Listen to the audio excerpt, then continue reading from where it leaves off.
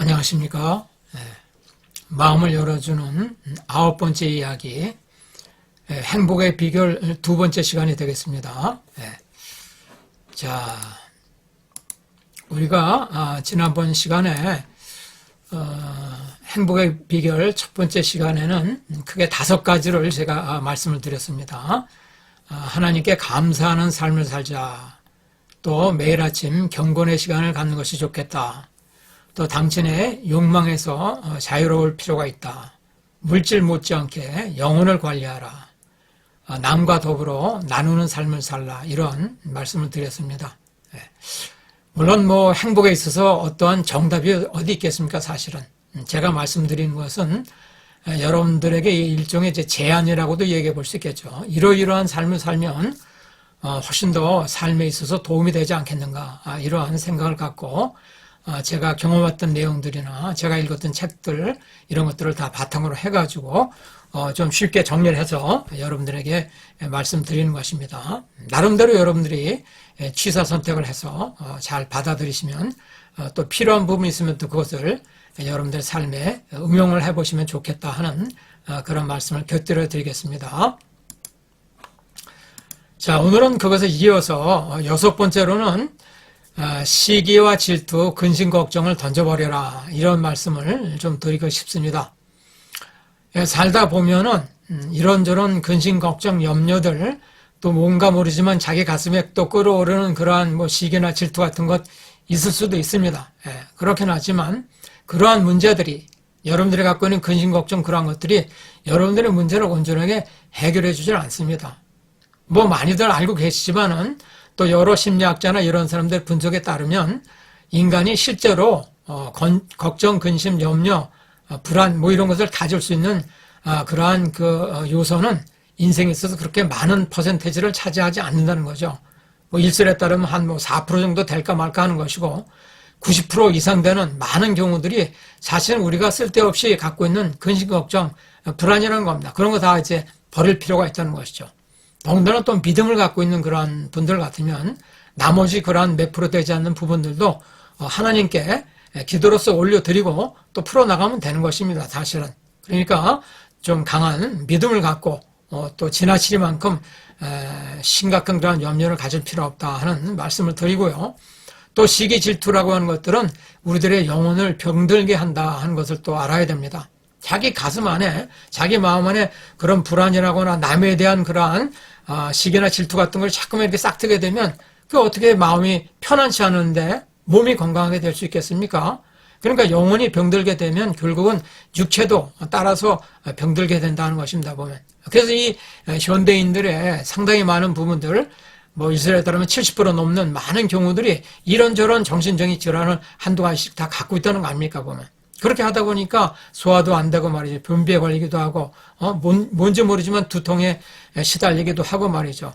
쓸데없는 여러 가지 잡념 같은 것들 자꾸 우리 머리를 괴롭히기도 하고, 그래서 어떤 경우에는 상당히 유수한 이름 있는 그러한 유명 인사들, 탤런트라거나 가수라거나, 또 이름 있는 기업가라거나 그런 분들이, 객관적인 그러한 그 입장에서 보게 되면 전부 다 행복할 수 있는 그런 많은 요소를 갖고 있음에도 불구하고 이러한 정신적인 우울증이나 그런 것들을 극복하지 못해서 상당히 좀 어려운 상황에 처해져 있는 그런 경우를 우리가 종종 목격하거나 뉴스로 이렇게 접할 수 있는 거 아닙니까? 그래서 인간이 갖고 있는 그러한 마음속에 있는 근심 걱정이라거나 불안, 초조, 시기 질투 이런 것들을 버리는 것이 행복의 중요한 또 지름길 중에 하나다, 이런 말씀을 드리고 싶습니다. 그 다음에 7번째로 말씀드리고 싶은 것은 어려움을 극복하는 지혜를 가질 필요가 있다는 것입니다. 삶에 있어서 여러 가지 중요한 요소가 많이 있지만 그 중에 행복의 문제와 더불어서 우리가 꼭 가져야 될 그러한 요소는 지혜다 하는 것이죠. 그럼 우리가 지혜를 어디에서 찾을 수 있겠습니까? 물론 여러 가지 자신의 삶의 경험과 체험을 통해서 얻어지는 그러한 지혜도 중요하긴 하지만 가장 쉽게 우리가 얻을 수 있는 것은 사실은 책을 통한, 즉 독서를 통한 그러한 방법이다. 귀중한 책 안에 삶의 길이 있다는 것입니다. 인간이 책을 만들지만 또 책이 인간을 만들어준다. 그런 말이 있지 않습니까? 물론 나중에 또 제가 한번 시간을 내서 독서에 대해서는 따로 한번 좀 길게 말씀을 드린 그러한 때가 있겠습니다만은 어떻든 간에 이번 시간에 행복의 문제와 더불어서 지혜를 우리가 탐구해내고 지혜로운 그러한 삶을 살려고 할 때 무엇보다도 책에 있는 귀중한 진리를 찾아내는 것이 필요하다. 이런 말씀을 드리는 것이고요.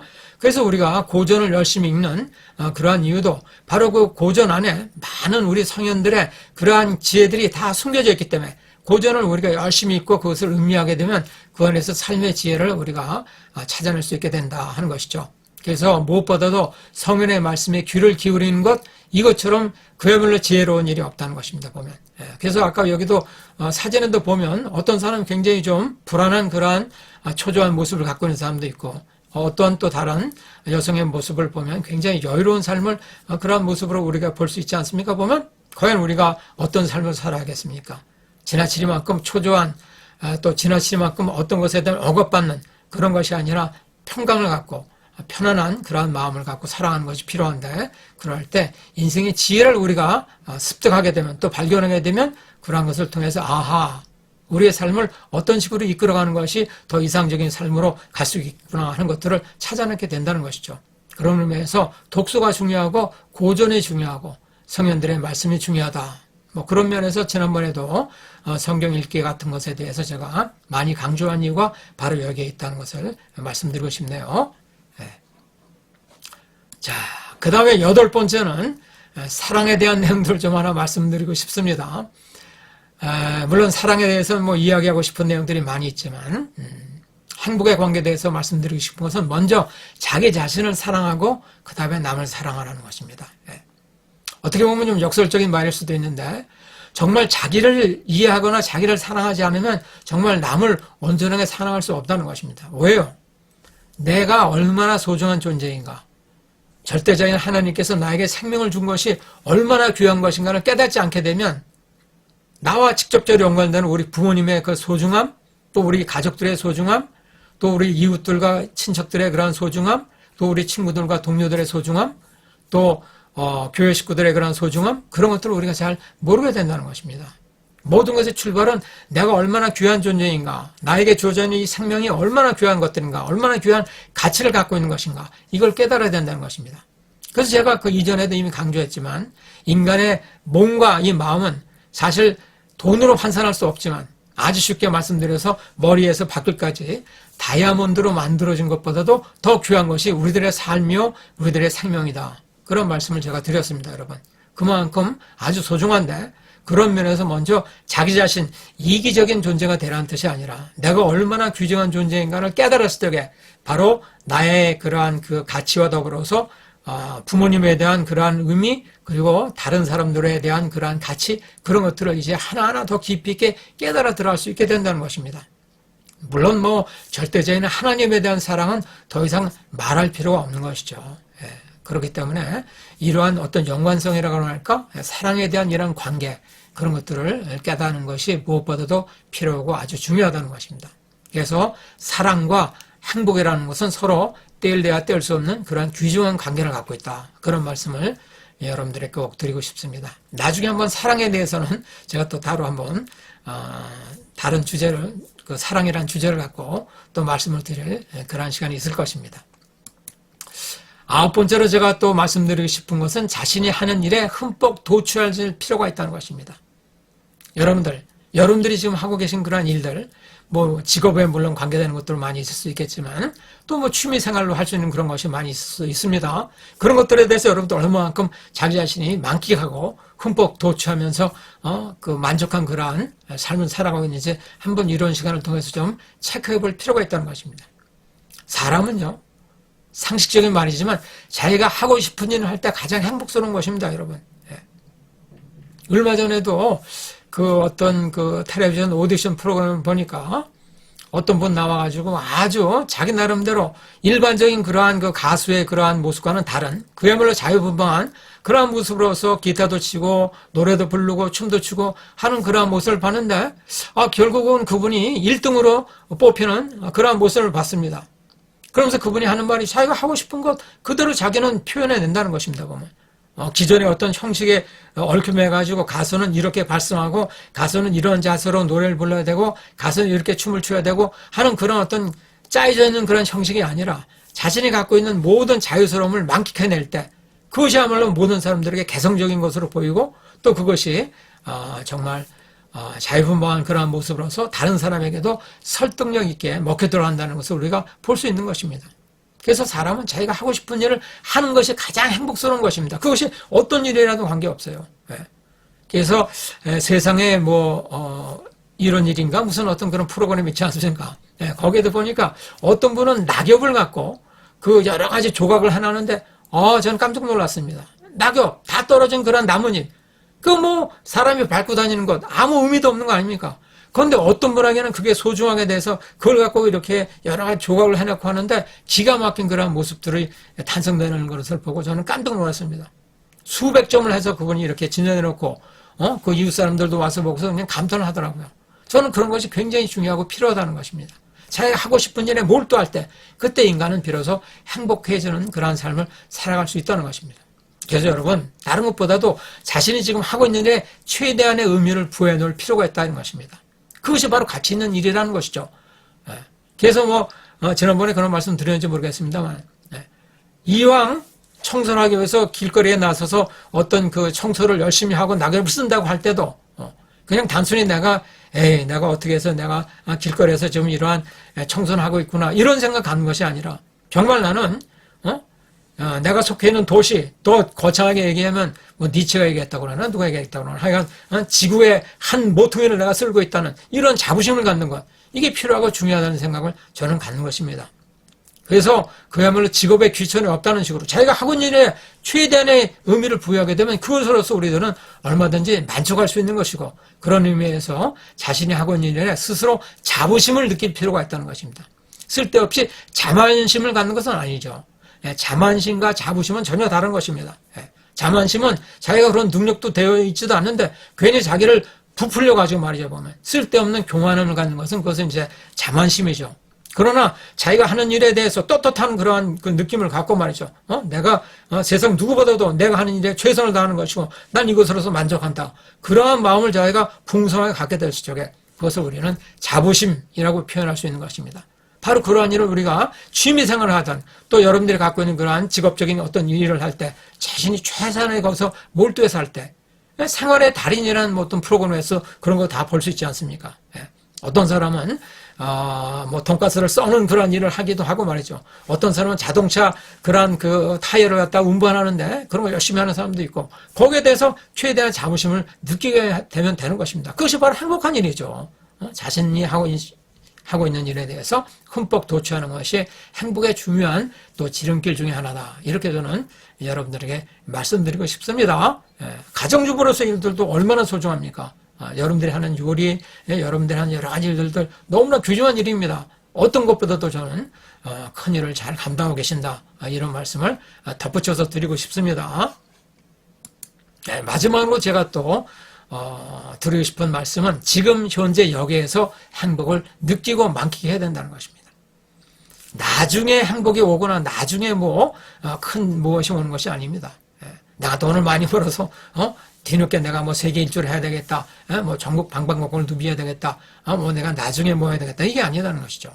지금 현재 여기에서 내가 하는 이 자체에서 행복이 바로 찾아지는 것이고 그것을 느끼게 될 때 가장 큰 그러한 보람이 그 안에서 솟아오르게 된다는 것입니다. 그래서 그걸 이제 좀 그럴싸한 말로 쓰면 라틴어로 이제 카르페 디엠이라는 말을 쓰게 됩니다. 여러분들 보고 계시죠? 보면 카르페 디엠. 카르페라는 것은 붙잡는다는 그런 뜻이라고 그래요. 그레스프 영어로 얘기하면 이렇게 붙잡는다.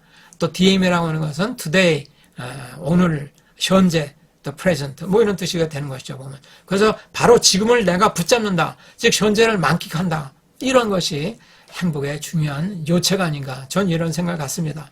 근데 나중이 아닙니다, 여러분. 효도하는 것도 그렇고 사랑하는 것도 그렇고 어떤 일에 여러분들 종사하는 것도 그렇고 바로 지금 현재 여기에서 가장 그 기쁨을 느끼고 행복을 느끼는 것이 필요하고 중요하다는 것입니다. 하다못해 라면 한 그릇을 먹더라도 야, 내가 그 많은 음식 가운데 내가 라면 이거 한 그릇 먹어야 되나 이런 생각하는 것이 아니라 야, 요번에 내가 먹는 라면 이것은 새로 나온 어떤 라면인데 정말 맛이 기존의 라면과는 굉장히 다른 아주 독특한 맛을 내는 맛있는 라면이다. 이런 마음 갖고 라면을 먹게 될 수게 얼마나 즐겁고 소화가 잘 되겠습니까, 여러분? 예. 그래서 자신 하는 일에 대해서 최대한의 의미부여를 하고 그에 대해서 내가 만끽하게 될 때 바로 그것이 행복으로 돌아오게 되는 것입니다, 여러분. 행복이 멀리 있는 것이 아닙니다. 바로 가까이 있는 것입니다, 여러분. 이걸 깨달으셔야 돼요, 보면. 예. 바로 여러분 주변에 있는 사람들에게 행복을 또 나눠줄 수 있는 것입니다, 여러분. 예. 그래서 행복하고 싶으면 어떻게 해야 됩니까? 행복을 느끼는 사람과 가까이 하는 것이죠. 그래서 서로 행복을 주고받고 할 때 이 행복이 넘쳐나는 그런 삶을 살아가게 된다는 것입니다, 여러분. 네. 그래서 한번 이제 이야기를 정리하겠습니다. 2시간에 걸쳐서 행복에 대해서 여러 가지 이야기를 나눴습니다. 첫 번째는 하나님께 대해서 감사하는 마음을 살면서 살아가자. 예. 여러분들에게 주어져 있는 여러 가지 축복들이 많이 있는데 그걸 하나 두 개씩 세어보라는 것입니다. 얼마나 많은 축복을 우리가 받은지 말도 못해요, 여러분. 예? 감사하는 삶을 살자. 두 번째로는 말씀을 접하는 아침에 경건의 시간을 갖자 하는 말씀은 큐티를 좀 하는 것이 필요하다. 말씀을 통해서 절대자와 만나자. 또 욕망에서부터 우리가 자유로운 삶을 살아야 되겠다 하는 내용 말씀드렸고요. 예. 물질 못지않게 영혼을 관리하라. 그러나 물질도 소중하다. 그래서 영혼과 물질에 대한 그 균형을 유지하는 것은 아주 중요한 일이다. 또 남과 더불어 나누는 삶을 살자. 그것이 뭐 큰 것이 아니라도 아무리 작은 것이라 손치더라도 인사를 필두로 해가지고 무엇이든지 다른 사람과 더불어 나누는 삶을 사는 것처럼 기쁜 일이 없다. 뭐 요즘 재능 기부 같은 것도 많이 있고 봉사도 일종의 그러한 삶이라고 볼 수 있겠습니다. 또 시기와 질투, 근심, 걱정, 염려 이런 거 다 갖다 버려라 말이죠. 또 힘든 그러한 것들이 있으면 또 하나님께 그러한 무거운 짐을 올려드리라는 것입니다. 여러분들 가슴에 품고 등허리에 메고 짊어다니지 마시고 기도를 통해서 하나님께 올려드린 것처럼 또 마음 편한 일이 없다. 그런 말씀도 드리고 싶네요. 7번째는 어려움을 극복하는 지혜를 가질 필요가 있다. 그래서 독서가 필요하고 중요하다. 고전이 중요하고 성경 읽기가 그런 의미에서는 아주 중요한 의미를 갖고 있다. 성현들의 말씀에 귀를 기울이는 것처럼 중요한 일이 없다는 말씀을 드리고 싶네요. 또 먼저 자기 자신을 사랑하고 그리고 남을 사랑하라. 자신의 소중함을 깨닫는 것처럼 중요한 깨달음이 없다는 그런 말씀입니다. 이기주의가 되라는 뜻이 아니라는 것 다시 한번 강조드리고 자신이 하는 일에 흠뻑 도취하라. 그 자신이 하는 일에 대해서 자부심을 가질 필요가 있다. 이런 말씀을 드리고 마지막으로 지금 현재 여기에서 행복을 느껴라. 나중에 행복이 오는 것이 아니라 뭐 한참 지난 뒤에 무슨 어떤 것을 찾는 것이 아니라 바로 여기 이 순간에서 여러분들 저 같은 경우는 또 같이 이렇게 행복에 대해서 같이 이야기를 나누고 비록 부족하지만 제가 갖고 있는 또 제가 그동안 또 깨달았던 그러한 내용들을 여러분들 같이 이렇게 나누는 이런 녹화 현장 저는 굉장히 행복하고 너무나 감사하게 생각합니다. 정말 즐겁습니다, 여러분. 예. 뭐 누가 시켜서 하는 것도 아니고 제가 스스로 우러나서 하는 것이기 때문에 얼마나 감사하고 기쁜지 말도 못합니다. 네. 그래서 여러분 부족하지만 이렇게 열심히 여러분 제 동영상을 또 봐주시는 시청자 여러분 또 시청하는 것뿐만이 아니라 구독과 또 알림까지도 이렇게 눌러주셔가지고 열심히 또 동참해주고 계시는 그런 여러분들 모두 정말 여러분들 언제나 어느 때까지나 항상 행복한 그런 삶을 살아가시기를 간절히 정말 바라고 기도드립니다. 여러분들의 구독과 좋아요는 제가 이 동영상을 만드는데 아주 큰 힘이 됩니다. 또 댓글도 많이 여러분 올려주셔서 너무나 감사합니다. 또 다른 주제를 갖고 여러분들 만날 때까지 언제나 건강하시고 이 어려운 상황을 여러분들 잘 극복해 나가시기를 간절히 당부드리면서 이번 시간 마치도록 하겠습니다. 감사합니다, 여러분. 바이바이. 샬롬, 샬롬.